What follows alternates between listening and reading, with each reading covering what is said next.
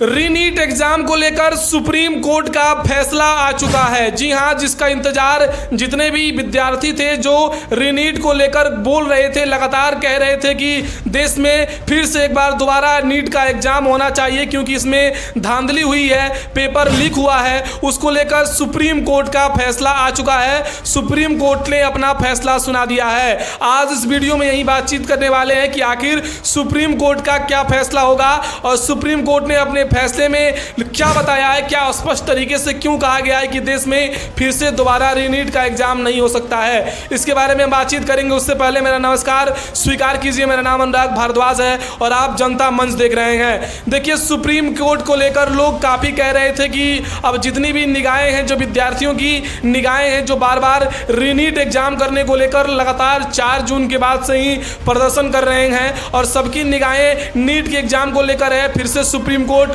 क्या आदेश देती है और उसके बाद जस्टिस डी.वाई. चंद्रचूड़ की जो बेंच है उसने जो अपना फैसला सुनाया कल, यानी 24 तारीख को जो फैसला आया उसके ऊपर किस तरीके से मुहर लगा और सुप्रीम कोर्ट ने क्या कहा, आइए इस वीडियो में जानते हैं। तो 4 जून को नीट के एग्जाम को लेकर जब रिजल्ट आया, जब नीट का एग्जाम हुआ था, उसके बाद 4 जून को जब रिजल्ट आया तो स्टूडेंट्स को लगने लगा था कि इसमें पेपर लीक हो गया है। क्यों? कारण ये था कि एक ही परीक्षा में 67 टॉपर्स और एक ही केंद्रों से कई टॉपर, उसके बाद ग्रेस मार्क्स को लेकर और एक ही प्रश्न के 2 उत्तर इत्यादि जितने भी बिंदुएं थी, इन सब को लेकर देश भर में विद्यार्थियों का आक्रोश सीधे सीधे तरीके से रीनीट को लेकर था कि नीट में कम से कम गड़बड़ी तो हुई है। इस बात का पक्का सबूत हो गया है क्योंकि एक एग्जाम में 67 टॉपर आते हैं और उसके बाद से एक ही जगह से कई टॉपर आते हैं। उसके बाद ये विश्वास स्टूडेंट्स का लगातार बढ़ने लगता है कि इस परीक्षा में धांधली हुई है। उसके बाद 4 जून के बाद 5 जून से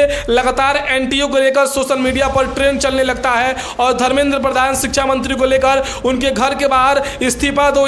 इत्यादि नारे लगने लगते हैं और देश भर में जितने भी इन्फ्लुएंसर्स हैं सभी रीनीट को लेकर और फिर से नीट स्कैम को लेकर लगातार उजागर करने लगते हैं जितने भी फैक्ट्स हैं सबको। उसके बाद हाई कोर्ट में जितने भी याचिकाकर्ता हैं वो फिर से हाई कोर्ट में जाते हैं, कुछ स्टूडेंट्स भी होते हैं और स्टूडेंट्स जब और कुछ याचिकाकर्ता जब हाई कोर्ट में जाते हैं उसके बाद से हाई कोर्ट का ये मामला सुप्रीम कोर्ट में जाता है और सुप्रीम कोर्ट में ये दलीलें देने जाने लगती हैं लगातार दोनों पक्षों की ओर से कि किस तरीके से रीनीट एग्जाम होना चाहिए और क्या क्या फैक्ट्स हैं, जिसमें कहा जाता है कि एनटीए में गड़बड़ी हुई है, एनटीए के माध्यम से जो एग्जाम हुआ है उसमें धांधली हुई है, कहीं ना कहीं से नीट के एग्जाम में धांधली है। इस बात को लेकर लगातार पक्ष विपक्ष वार प्रतिवार होते रहते हैं, सरकार को घेरे जाने लगता है, विपक्ष केंद्र के सदन में लगातार ये आवाज उठाने लगता है, सरकार को घेरने का पूरा प्रयास किया जाने लगता है। और तो और दिल्ली में धर्मेंद्र प्रधान के घर के बाहर उनको इस्तीफा देने की मांग स्टूडेंट्स के द्वारा लगातार स्टूडेंट्स प्रोटेस्ट करने लगते हैं। उसके बाद सुप्रीम कोर्ट का फैसला सबको चौंका देता है। जी हां, सुप्रीम कोर्ट का फैसला जिसमें सुप्रीम कोर्ट ये कहती है कि हमें पर्याप्त सबूत नहीं मिले हैं जिनमें हम ये कह सके कि एनटीए में गड़बड़ी थी और गड़बड़ी थी तो सभी केंद्रों पे गड़बड़ी थी, इस बात की कोई भी पुष्टि नहीं हुई है जिस कारण से रीनीट नहीं हो सकता है। और जो ये फैसला है इस फैसले को आखिरी फैसला भी नहीं माना जा सकता है। जी हां, इस फैसले को आखिरी फैसला भी नहीं माना जा सकता है। जब वकीलों के द्वारा पूछा जाता है कि इस बात की क्या गारंटी है कि सिर्फ पटना और हजारीबाग में ही पेपर लीक नहीं हुआ है, देश के अन्य केंद्रों पर भी पेपर लीक हुए हैं, इसके बाद से जवाब में डी.वाई. चंद्रचूड़ की बेंच कहती है कि देखिए इस बात की संभावना हो सकती है कि देश भर में न ही सिर्फ पटना और न ही हजारीबाग और भी केंद्रों पर हुई होगी धांधली, लेकिन अभी तक फिलहाल जितने भी सबूत हैं ये इस बात की ओर इशारा कर रहे हैं कि देश भर में सभी केंद्रों पर इस बात की गड़बड़ी के पुख्ता सबूत नहीं मिल पा रहे हैं। जिस बात को लेकर डी.वाई. चंद्रचूड़ की बेंच कहती है कि अब इसमें इस बात का आधार है कि हाँ, इसमें ज़्यादा बड़ा स्तर पर पैमाना जो है